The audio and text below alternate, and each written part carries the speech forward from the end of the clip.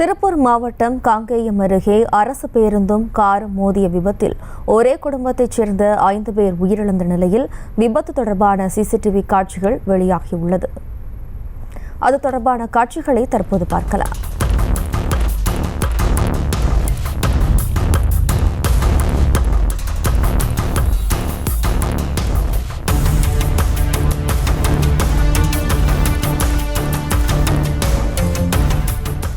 கூடுதல் விவரங்களோடு நமது செய்தியாளர் நித்யானந்தம் இணைகிறார். வணக்கம் நித்யானந்தம், விவரம்.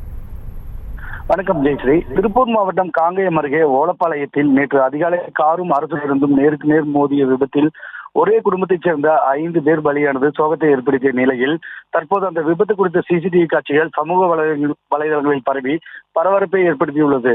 திருப்பூர் நல்லிக்கவுண்டர் நகர் புது நகர் 7வது வீதியைச் சேர்ந்த சந்திரசேகரன் சித்ரா தம்பதியின் தங்களது 60வது திருமண விழாவிற்கு மகன்கள் சசிதரன், இளவரசன் மற்றும் மருமகள் ஹரிவி வித்ரா, பேத்தி சாட்சி 3 மாத குழந்தையுடன் திருக்கடையூர் கோவிலுக்கு சென்று சாமி தரிசனம் செய்துவிட்டு திருப்பூர் திரும்பி வரும் வழியில் வெள்ளக்கோயிலை அடுத்த ஓலப்பாளையம் அருகே எதிரே வந்த அரசு பேருந்து கார் மீது மோதி விபத்து ஏற்பட்டது.